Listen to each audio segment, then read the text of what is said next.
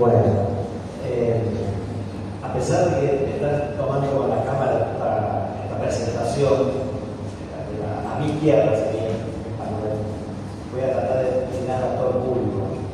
A pesar de que creo que no voy a ser favorecido en la grabación, pero bueno. Así que ya me están debiendo este sector. Bueno, primero buenas tardes. Y cuando estamos acá, para presentar el libro de Matías Mantero, que es docente de la Cátedra de Psicología Social, que circunstancialmente me toca elegir, y es un docente, es un amigo, es un tipo perseverante y ambicioso. No hay que confundir con la palabra ambicioso. La palabra ambicioso significa tener metas, tener deseos y moverse de manera activa para tratar de conseguirlo. Después habrá buenas o malas artes, ese es otro tema, ¿no? Pero digamos, la palabra ambicioso tiene una connotación exclusivamente negativa, que hay que hablar que no lo decía en ese sentido. Pero el tipo te llama y te dice que quiero que presentes mi libro en el Congreso de la Facultad, ¿no? ¿Para qué? ¿Qué sé yo? Y me obliga a laburar, porque yo hice psicología positiva, tampoco que conozco mucho ahora, pero me obligo a investigar, a saber de qué se trata para pasar de un papelón de tamaño aceptable. Y ese tipo de todo lo que se propone es activo, proactivo, y esto lo quiero destacar además de ti. Digo, su libro tuvo una hija, no sé si plantaste un árbol, te pasa con una hermana. Esto de las tres creo que ya no pasa. Hay que mandar circunstancias. Bien. Y como notamos, si bien no es una clase, pero cuando nosotros transmitimos algo, tomamos en cuenta siempre en dónde está situado, dónde está contextualizado ese público. En mi caso tengo la fortuna, no económica, pero sí la fortuna y la dicha de adaptarse en muchos lugares. Y entonces las materias están situadas en distintas carreras, en distintos momentos de esa carrera, distintos años de esa carrera. A veces es selectiva, a veces es obligatoria, a veces para los colegas psicólogos, como aparte, a veces es para otras carreras. Entonces uno siempre piensa en el desafío de captar la atención y el interés de esos contenidos públicos que claramente es diferente también cuando pasa el tiempo, siempre es distinto, siempre se está moviendo. Y en este caso no tengo ni idea, entonces parto de la total ignorancia de quiénes están aquí, para qué. Conocen de la psicología positiva, leyeron el libro, acá está. No sé si es un malo o buen negocio, pero no firmé ningún acuerdo con Matías de llevar una comisión sobre la venta. Así que, pero no sé si leyeron el libro, si no, si tienen idea de qué es la psicología positiva, si no. Entonces, con estos interrogantes y estos desafíos, es como pensaba en esta presentación.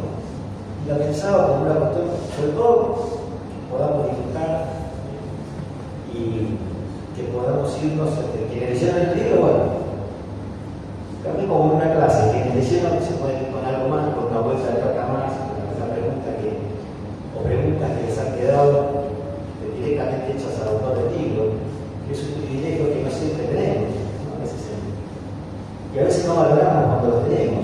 Muchas veces en las cátedras de fotografía de gente que está dando una clase, no le damos esa dimensión que tiene, porque aquí la ponente que con la intención de escribirme desde aquí ahora para ustedes. Para quienes no leyeron el libro, por ahí les despierta un interés y una curiosidad. A mí particularmente, las cuestiones que yo voy a investigar, además de tratar de repasar un papelón de proporciones bíblicas esta tarde, era que la psicología positiva me llevaba a la idea de autoayuda, con todo lo peyorativo que nos lleva a la autoayuda. Podemos hablar largamente de la autoayuda, sobre todo como de una mirada psicosocial, es decir, si hay una demanda, hay que estudiar esa demanda, entenderla, saber de qué se trata. Y hay épocas donde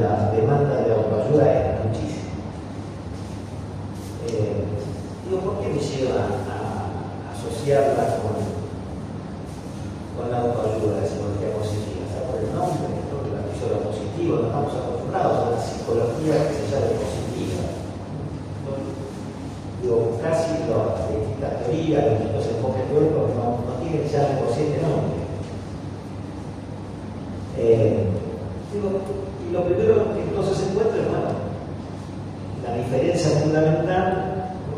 Es la falta de rigurosidad, la falta de sistematicidad, la falta de teoría, que la constituye una disciplina, la psicología positiva, claro, quiero pasar de la palabra a la protagonista, de no tarde, de lo que es la psicología positiva en relación a lo que tenemos como autoayuda. Y además, ya en el primer capítulo, en esto nos juntamos con Matías para charlar del libro y para charlar de la presentación, y hablamos 3 horas, de las cuales creo que 5 minutos le damos la presentación del libro. Y es como tienen que ser las cosas,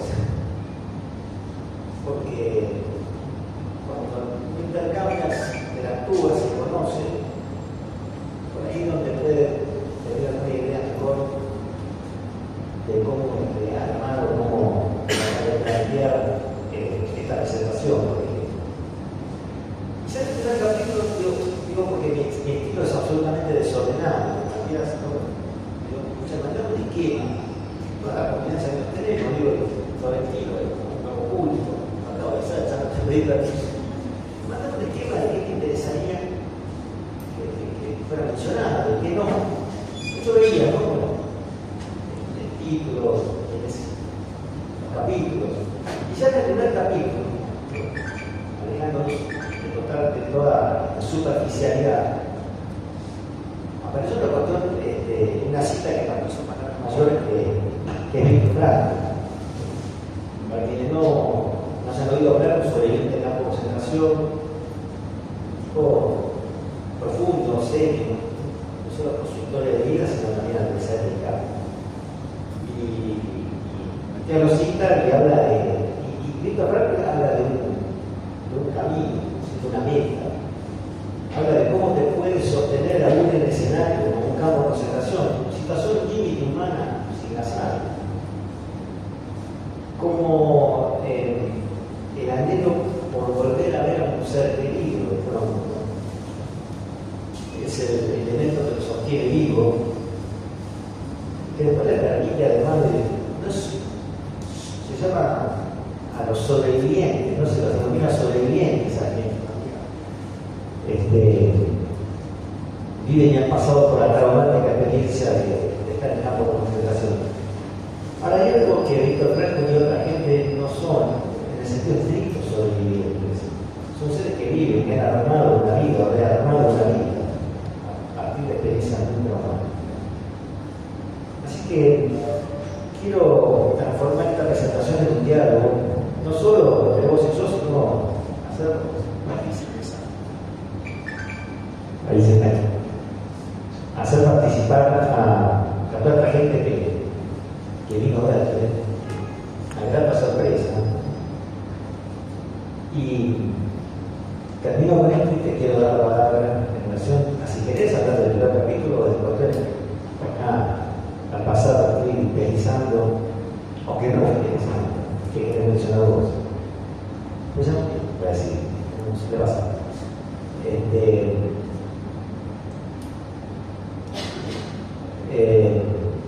Entonces, ¿tenés algo que querés decir, algo respecto de este primer capítulo, todos los aspectos y el tema de esta cita donde vos ya empezás a introducir la psicología positiva? Y hablar del terapeuta como detective, ¿sí? como esa persona, como decía Foucault, que busca, como el arqueólogo también, ¿sí? que busca esos recursos, que busca ese potencial, que busca esa herramienta, que a veces está, que a veces hay que tratar de ayudarla o construir para enfrentar situaciones difíciles. Bueno, buenas tardes a todos, a todas. Muchas gracias, Gaby, por compartir la presentación de mi libro en nuestra querida Universidad de Buenos Aires, en nuestra querida Facultad de Psicología. A mí me llena de orgullo, me llena de satisfacción que estar en esta casa de datos estudios, donde fui estudiante, hoy en día docente de la Cátedra de Psicología Social, donde Gaby no solamente en el título es el jefe de cátedra, sino que también tiene un rol muy humano en el cuerpo docente, continuamente nos estimula para estar produciendo ciencia, escribiendo artículos académicos. Todo el tiempo tenemos reuniones en donde nos juntamos a discutir cómo ir progresando como docentes.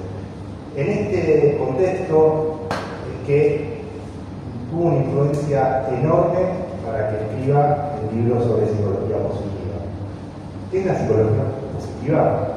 Es una psicología basada en evidencia, es una psicología que orienta el tratamiento y orienta su práctica hacia el bienestar, principalmente hacia el bienestar psicológico. La psicología positiva opera desde un enfoque que es el enfoque saludocéntrico. ¿Esto qué quiere decir? Que nosotros con lo sintomatológico o con el malestar, no es que no trabajamos o no lo abordamos, sino que no ponemos el acento de la terapia en las tácticas y en las estrategias para trabajar sobre el bienestar, para trabajar sobre el malestar, sino que nuestras estrategias van hacia aquellas actividades, aquellos constructos, sobre aquellos programas y protocolos que tenemos para potenciar el bienestar de los consultantes. ¿Por qué? ¿Qué es lo que guía nuestra práctica? Que salud mental es mucho más que la ausencia de sintomatología. Que salud mental es mucho más que lo traumático. Que salud mental es mucho más que el malestar. ¿Lo negamos? No, no vamos a negar el malestar. Por supuesto que no. Por supuesto que es algo inherente a la vida. Es algo inherente al existir. La vida tiene capítulos amorosos, capítulos injustos, tristes. Es enorme, ¿sí?, la cantidad de circunstancias que podemos vivir. Pero la psicología positiva trabaja sobre aquellos factores y opera principalmente sobre aquellos factores generadores de bienestar. Y entonces ahí entra la conexión entre el cuerpo y la mente, ahí entra la apreciación de la naturaleza. ¿Saben que hay terapeutas basados en la naturaleza? En Occidente por ahí todavía no llegó, pero en Oriente, en Japón particularmente, hay programas y terapeutas y meta-análisis. Los meta-análisis son los análisis de los análisis, ¿sí?, que hacen investigaciones sobre los efectos de la naturaleza en la salud mental y cómo se puede ir diagramando la estrategia terapéutica para aplicar a nuestros consultantes a la naturaleza como un elemento, ¿no? Entonces, psicología positiva opera también con la naturaleza, ejemplifica el libro sobre los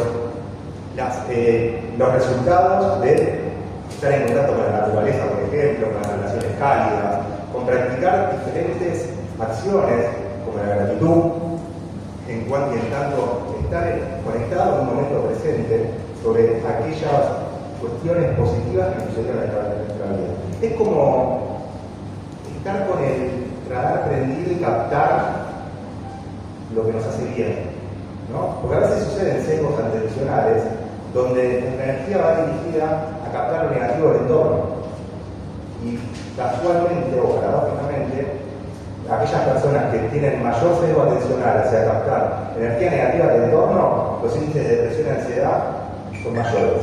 Esto no es que lo digo yo, hay investigaciones que lo sustentan.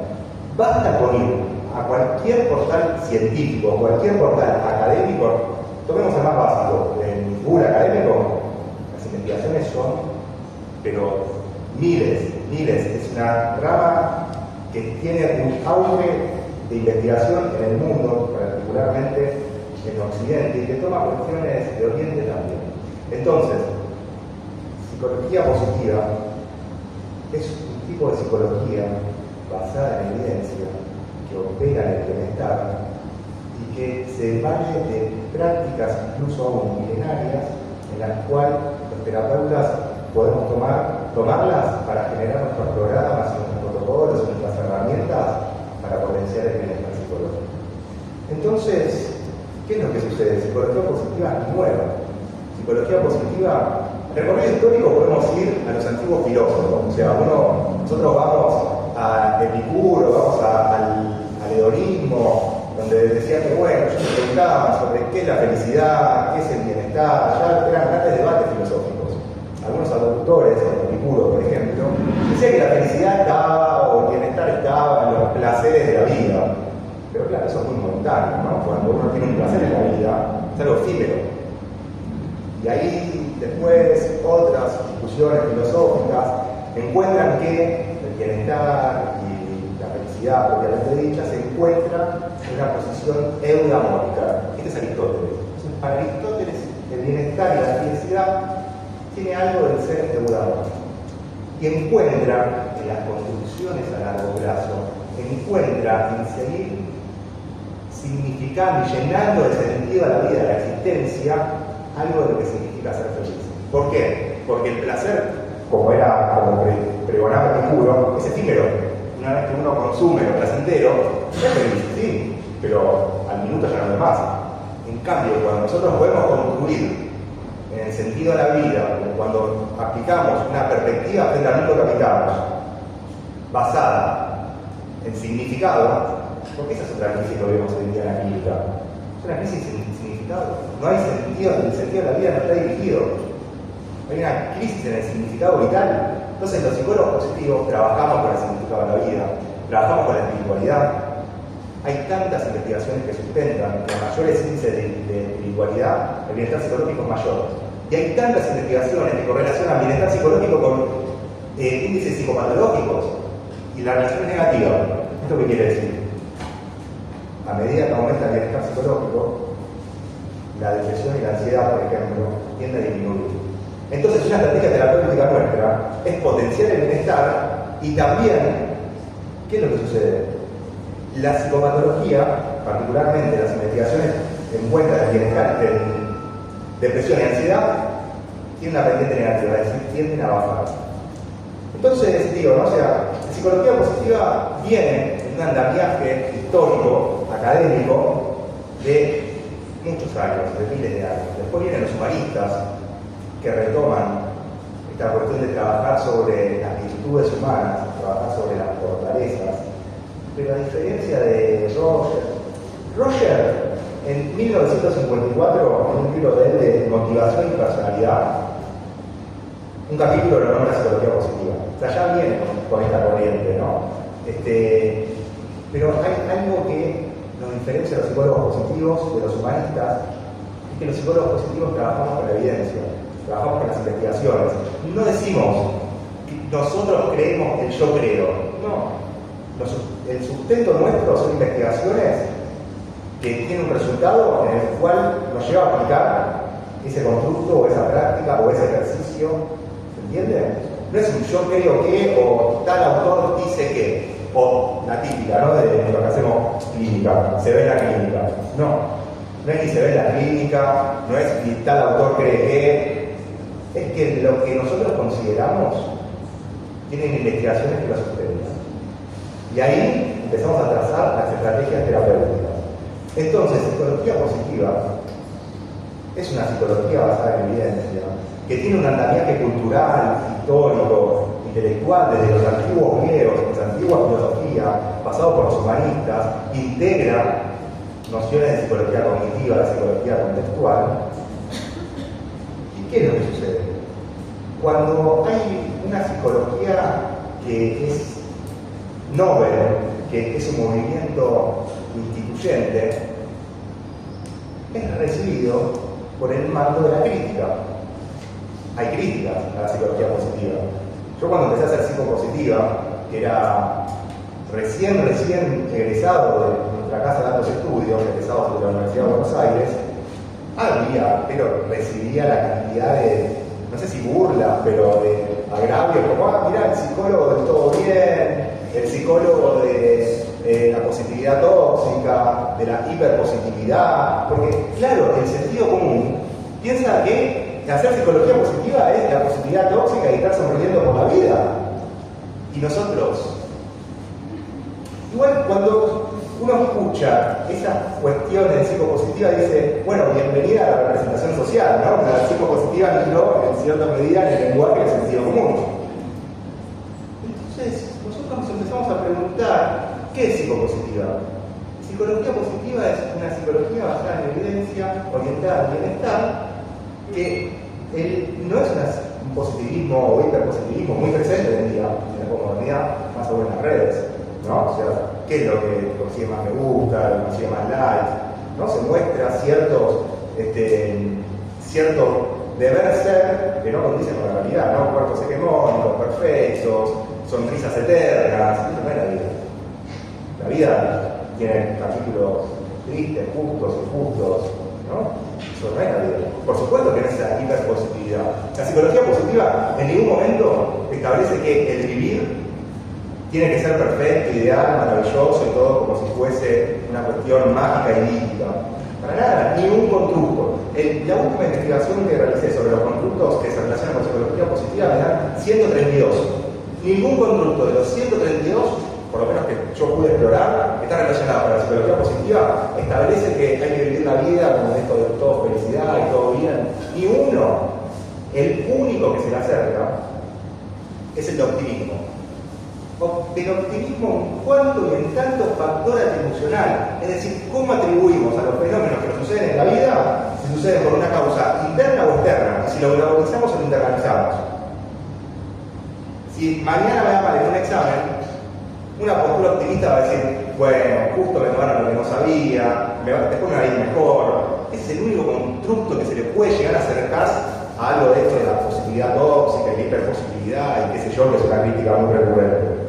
Pero son como factores atribucionales, porque todo el tiempo a los fenómenos de la vida le estamos atribuyendo un efecto. ¿Sí? Un por qué sucede, la búsqueda de la pregunta. ¿Es eterna? Todo el tiempo la preguntamos.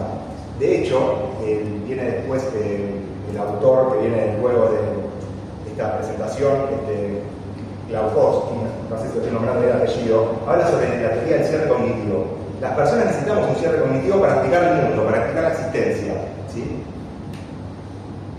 No sé cómo llegué a los cierres cognitivos, pero bueno. El único constructo teórico de psicología positiva que se le acerca a esta gran crítica que nos hacen, ¿no? De la hiperpositividad y la positividad tóxica, es la de optimismo, pero bueno, es como factor atribucional.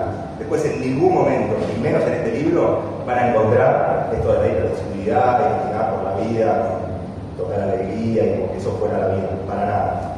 Por supuesto que tomamos desarrollos de la logoterapia, tomamos desarrollos de Viktor Frankl, porque consideramos que es uno de los fundadores también, de uno de los que tienen grande influencia en el campo de la psicología positiva, porque él trabaja particularmente con el sentido a la vida. Y hoy en día, trabajar con el sentido a la vida implica generar estrategias para significar la existencia. El psicólogo positivo dirige la práctica también por esa dirección.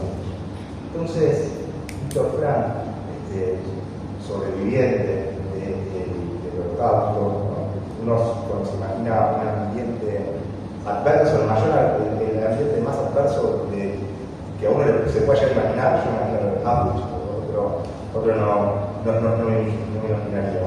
Y él sobrevive en cierta medida a Auschwitz por su obra. Él sobrevive en cierta medida por su familia. Él sobrevive en cierta medida por sus afectos. Entonces, encontrarle un significado a la vida es una herramienta terapéutica efectiva. ¿Es fácil? No. ¿Cómo hacemos? El primer paso es trabajar con las metas. Vamos trabajando, formando una meta para ir direccionando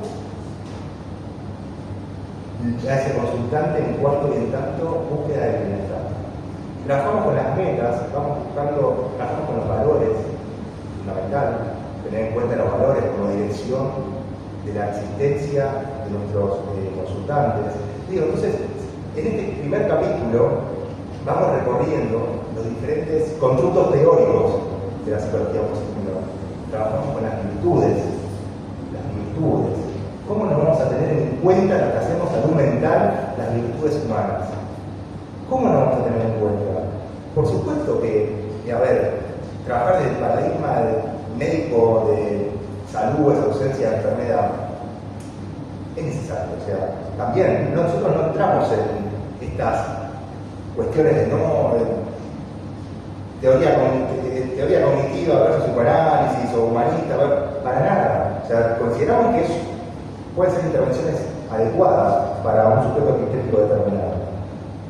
Pero, ¿cómo no vamos a trabajar con todo lo otro?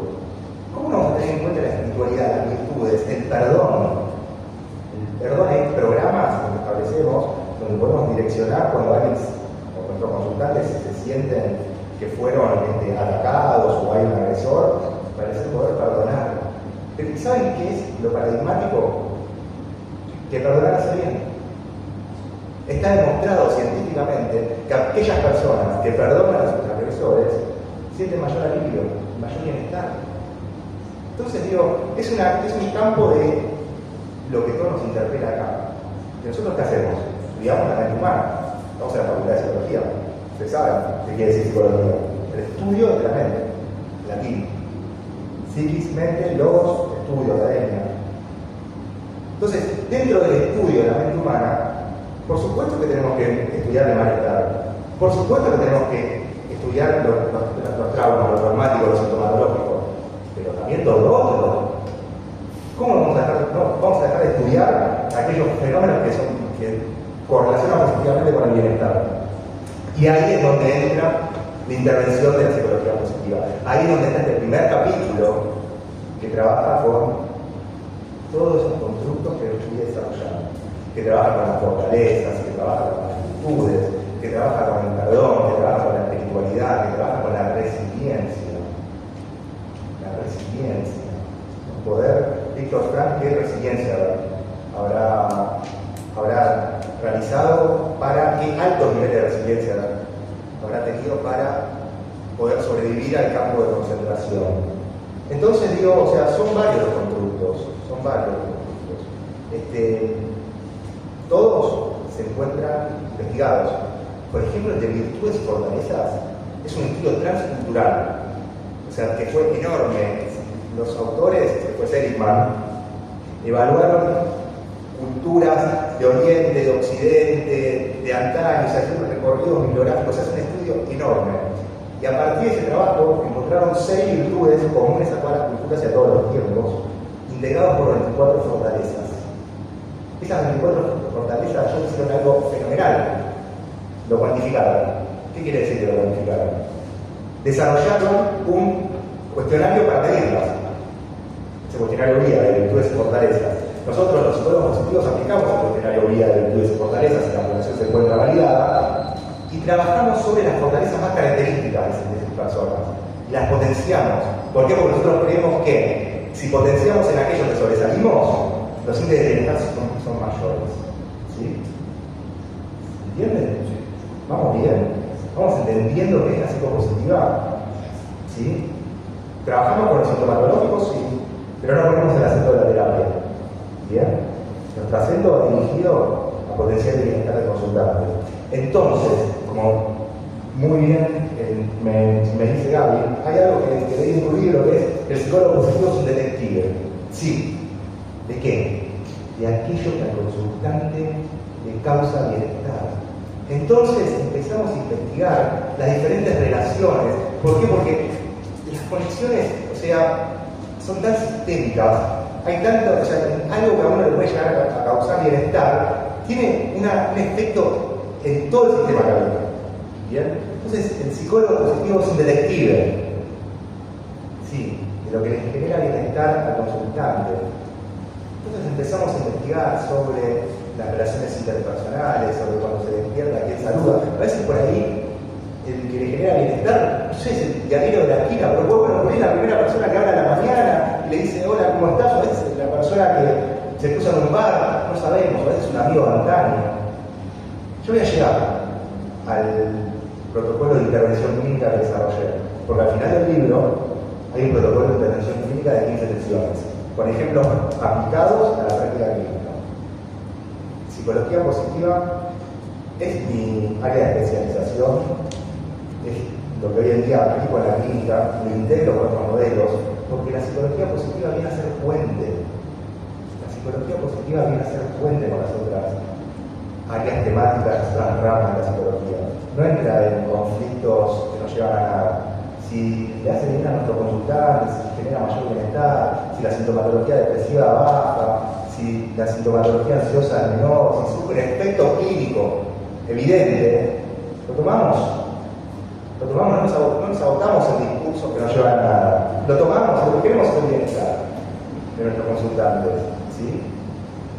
Entonces, El primer capítulo va dirigido a explicar los conceptos fundamentales de la psicología positiva. Trata de que se entienda qué es esto de la psicopositiva. Hace un recorrido histórico, filosófico, desde Epicuro a Aristóteles, a los humanistas que desarrollan y trabajan sobre este programa aplicado al bienestar. Luego empieza a desarrollar cada constructo relevante, las virtudes, las fortalezas, el flow, qué gran constructo, y lo podemos aplicar en la práctica clínica. Mihaly tiene un apellido muy difícil de pronunciar, es Mihaly Csikszentmihalyi, no sé si alguien acá lo escuchó alguna vez, ¿no? Mihaly Csikszentmihalyi, lo estoy pronunciando mal seguramente, pero mi libro está ahí, si alguien lo tiene, lo va a poder leer ahí. Desarrolla un constructo teórico que se llama flow. Muy resumidamente, es cuando las personas tenemos altas habilidades para realizar una actividad determinada y que esa habilidad verdaderamente nos sale bien, nos gusta practicarla, entramos en un estado donde sentimos que el tiempo se detiene. No sabemos si pasaron 15 minutos o una hora. Esto sucede muchas veces en los deportes, o les voy a contar una pequeña historia para que se entienda este concepto. Mi primer laburo, cuando terminé la secundaria, fue en una tanguería, en un boliche tango. Maipú 444, Plaza Bohemia Tango, Maipú Corrientes. Divino, estaba en guardarropa, tenía 18 años, era mi primer trabajo, estaba re contento. Y yo observaba como en el guardarropa se veía la pista, se veía toda la pista de baile, una pista de madera, hermosa, brillosa, divina. Y observaba al tanguero y la tanguera que cuando bailaban, la cara de placer, la cara de satisfacción, estaban en otra dimensión. Y claramente estaban en flow, estaban con placer, estaban con bienestar, estaban perdiendo su capacidad de tiempo. Por ahí pasaron 15 minutos o una hora. Bueno, este autor, este constructo de flow, Mihaly Csikszentmihalyi, lo desarrolla, libro entero de flow. ¿Y cómo nos vamos a orientar nuestra clínica a que nuestros consultantes sientan flow? ¿Cómo nos vamos a tener en cuenta ese constructo? Incorporo flow en una de las sesiones de mi protocolo. ¿Por qué? Porque después hay un montón de investigaciones que evidencian que aquellas personas que experimentan flow tienen mayor bienestar psicológico. Entonces empiezan a haber un montón de constructos que se relacionan con el bienestar que los aplico en la clínica. ¿Por qué? ¿Qué es lo que sucede? Muchas veces, y más en el mundo, no tanto los argentinos, pero en el mundo, el investigador se queda en el laboratorio, no hace clínica. Nosotros, los investigadores acá, particularmente, los investigadores acá en Argentina, tenemos que investigar y también tenemos que hacer clínica para poder vivir mejor, ¿sí? Entonces, en mi protocolo de intervención, yo no solamente desarrollo el flow y lo aplico, sino que lo aplico.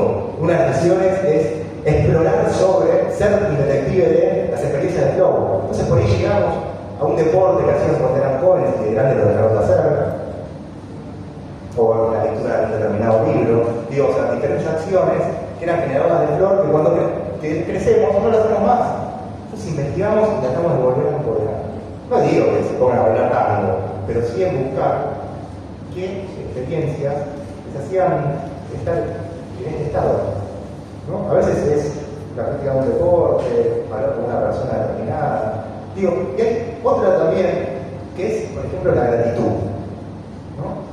Agradecer a quien nos hizo un favor, estar agradecido, eso también genera mayor bienestar psicológico. Así que, sí, Gabriel, este primer capítulo explica la psicopositiva, explica sobre el bienestar psicológico, que es, este primer capítulo aborda las críticas a la psicología positiva, y este primer capítulo trabaja con la psicología basada en evidencia, que es hacia donde se orienta la psicología positiva. Así que, ¿sigo avanzando? ¿A ustedes qué les parece? ¿Vamos explicando el libro? Sí. a mí el libro me lo regaló. Pero la psicología positiva, no sé si está bueno de famosa, a mí me la vendió, ¿sabes qué? Aparte como la cuenta, ¿viste? Por lo menos está enojado, parece. Pero no está enojado, es pasional. Una tanguería y el tipo podía captar la emoción de la bailarina. Bien, yo digo, más allá de seguir el tema por capítulo, digo, ¿no? Hay algunas cuestiones interesantes que ya fuiste mencionando y de manera clara, didáctica, amena, eso está bueno. Así que por eso no. Una interrupción, viste, cuando la cosa viene bien. Pero bueno, ya que me diste el micrófono, entonces te pregunto por en el capítulo 2, hablar de un poco como que la psicología positiva, esto es una novedad. Lo mundo académico es un mundo cruel, absolutamente impiadoso. Es mentira lo que le venden a ustedes. Y él hablaba de valores desde el punto de vista psicológico, no desde el punto de vista religioso. Situacionales y demás, pero bueno, no vamos a ir por esa rama. El mundo académico es absolutamente cruel e impiadoso. Sépanlo, que están en la academia, usando la carrera de grado, mucha gente que vive acá, se van a recibir, van a ser colegas, poco tiempo. Y básicamente la dinámica es a quien produce algo que todos se dedican a criticarlo, a tratar de refutarlo y de defenderlo sin problema. Esa es la dinámica de los organismos. También así se progresa. Pero así funciona. Y cada marco teórico, en cada disciplina, pretende, y ahí es donde quiero apuntar un poco la pregunta y rápidamente este espacio, ¿no? Pretende trascender, para lo que fue creado, pretende transformarse en una cosmovisión, una visión del mundo, totalizante, tener respuesta para todo. A veces se enojan algunos colegas porque uno dice, bueno, pero tal marco teórico no es un marco teórico que pude, por ejemplo, que sea eficaz en la urgencia, en la emergencia. Eso no es algo ni bueno ni malo, simplemente es. Y uno, como basado en el conocimiento, en la física, en la evidencia, estamos en función de afirmar que hay situaciones que se abordan de determinada manera o de otra. Y que eso no significa que no haya espacio. Hay distintas demandas, distintas demandas. Pero lo que plantea en el segundo capítulo de la psicología positiva, tenemos maneras como podido analizar los fallidos, ¿viste? La psicología positiva no viene a pelearse con nadie, sino a dialogar con los marcos teóricos. Y puntualmente articula tres: la psicología cognitiva, la cuestión del enfoque neurocientífico y la psicología sistémica. Y esto es una novedad, por lo que les decía recién. No es para asustar a nadie, por el contrario, para que crezcan sabiendo de qué se trata. Por ahí alguna pared de la que uno se ha chocado, uno puede evitar, porque no vamos a sus estudiantes, a la gente con la que interactúa en la facultad. Sí sirve para eso, es un estímulo, grande. Así que es así. La psicología positiva surge de una manera amigable y también, como su nombre lo indica, para dialogar con marcos teóricos, para tomar aportes de distintas disciplinas que fuiste mencionando, de los clásicos, ¿no?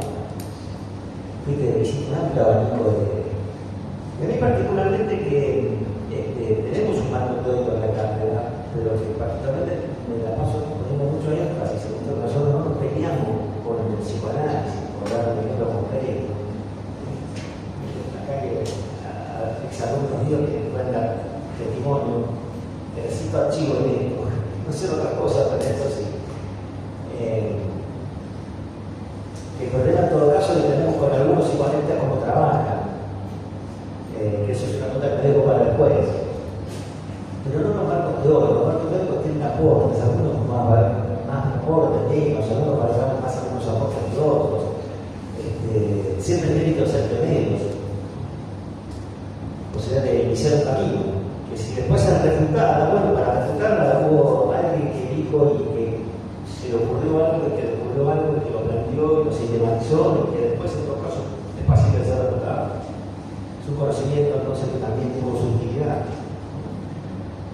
pero me llama la atención. Esto es así, no es así, lo entendí mal. Adelante.